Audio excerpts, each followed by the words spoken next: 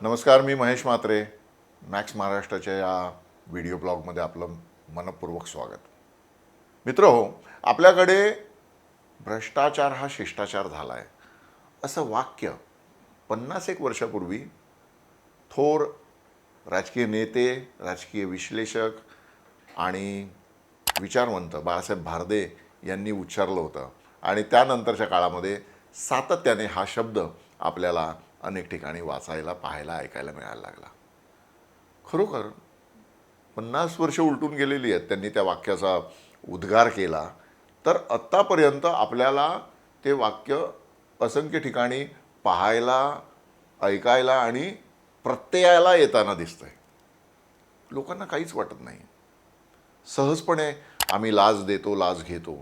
सहजपणे आम्ही भ्रष्टाचाराचं समर्थन करतो.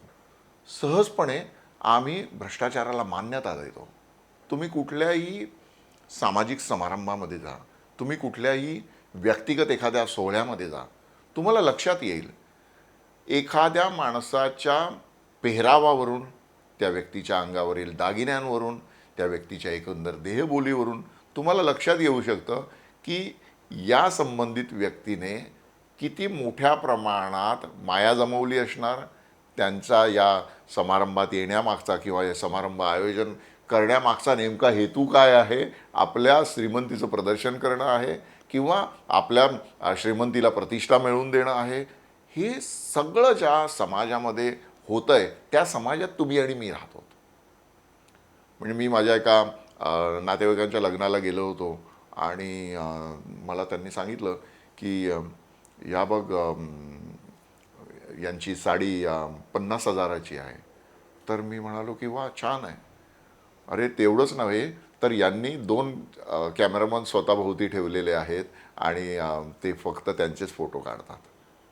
आणि काही महिन्यांनी त्या संबंधित ज्या महिला होत्या त्यांना अँटी करप्शनने पकडल्याची सुद्धा बातमी आली.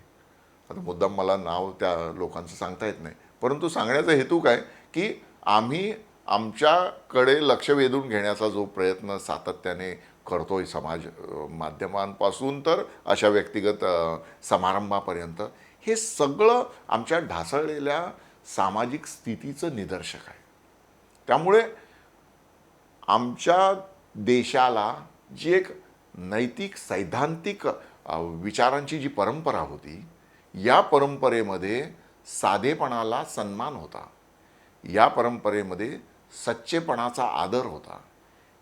म्हणून बघा, तुकाराम महाराज व्यवहाराबद्दल बोलताना एका ठिकाणी काय म्हणतात की तुम्ही जो व्यवहार करता तो व्यवहार सचोटीने करा, परंतु त्यातून जे पैसे मिळतात ते पैसेसुद्धा तुम्ही समाजासाठी वापरा. जोडून या धन उत्तम व्यवहारे, उदास विचारे वेच करी, हा तुकोबांचा अभंग आहे. म्हणजे तुम्ही धन जोडा, धन धन अर्जित करू नका, कमवू नका असं त्यांचं अजिबात म्हणणं नाही, परंतु जोडून या धन उत्तम व्यवहारे, उदास विचारे वेच करी. म्हणजे तुम्ही ते चांगल्या कामासाठी वापरत असताना त्या धनापासून स्वतःला बाजूला करा आणि तुम्ही त्याचा वापर करा. तर त्याच महाराष्ट्रामध्ये आता आपण सातत्याने आपल्या भ्रष्टाचारासंदर्भातचे जे जागतिक पातळीवरील सर्वे होत आहेत, त्या सर्वेक्षणामध्ये आपण सगळ्यांनी पाहिलेलं आहे की दरवर्षी त्या इंडेक्समध्ये भारताचा क्रम जास्तीत जास्त घसरताना दिसतोय. तर हा भारत कोणता भारत आहे? आधुनिकतेच्या माध्यमातून आपल्याकडे अनेक सुधारणा आल्या, तंत्रज्ञानात्मक बदल झाले, परंतु जर वर्तनातील सुधारणा करण्यास आम्ही मागे पडत असू तर नेमकी याला प्रगती म्हणायची की अधोगती? 2500 वर्षापूर्वी जेव्हा या भूमीमध्ये महावीर आणि तथागत गौतम बुद्ध होते, त्यांनी या देशाच्या वर्तनाला आकार लावला. त्यांनी जीवनाविषयीच्या संकल्पना स्पष्ट केल्या आणि या सगळ्यामध्ये म्हणजे महावीर आणि तथागत बुद्धांच्या वचनांमध्ये अपरिग्रह हा अत्यंत महत्त्वाचा शब्द होता. त्याच्यामध्ये सत्य हा अत्यंत महत्त्वाचा शब्द होता, म्हणजे त्याचा आग्रह होता. आत्ताच्या काळामध्ये सत्य आणि अपरिग्रह हे दोन्ही शब्द मागे पडलेले आहेत आणि त्यामुळे असेल कदाचित भ्रष्टाचार हा शिष्टाचार झाला आहे आणि त्याला समाजाने सुद्धा मान्यता दिलेली आहे. आमचे जे समाजाचं नेतृत्व करणारे राजकीय नेते आहेत, वेगवेगळ्या जातीय संघटनांचं नेतृत्व करणारे जे नेते आहेत, या सगळ्यांच्या गाड्यांवर, या सगळ्यांच्या माड्यांवर, बंगल्यांवर त्यांची पत प्रतिष्ठा अवलंबून असलेली आपल्याला पाहायला मिळते. म्हणजे आमच्या समाजातील जी साधनशुचिता नावाची जी एक अत्यंत बलवान गोष्ट होती, ती गोष्ट बाजूला पडलेली आपल्याला पाहायला मिळते. छत्रपती शिवाजी महाराजांचा जो वारसा सातत्याने आता सगळे लोक सांगत असतात, परंतु शिवाजी महाराजांच्या आज्ञापत्रांमधल्या अत्यंत महत्त्वाच्या ज्या सूचना आहेत त्या मात्र आम्ही लक्षात घेत नाही. शिवाजी महाराजांच्या आज्ञापत्रामध्ये अशा सूचना आहेत की जर एका गावातून दुसऱ्या गावाकडे घोडेस्वार निघालेले असतील तर यांनी तिथल्या झाडाच्या पानाला सुद्धा हात लावू नये, तिथल्या दाण्याला सुद्धा हात लावू नये. त्यांना लाकूड फाटा लागला तर तो पैसे देऊन विकत घ्यावा. ही आदर्श राजाची जी वर्तन पद्धती होती ती मात्र सध्याच्या काळामध्ये कोणाला योग्य वाटत नाही. छत्रपती शिवाजी महाराजांचं नाव घेऊन, घोषणा घेऊन आम्ही पुढे जायला तयार आहोत, परंतु शिवाजी महाराजांनी आपल्या वागण्यातून, आपल्या जगण्यातून जे आम्हाला सांगितलेलं होतं ते मात्र आम्ही शिकायला तयार नाही आहे.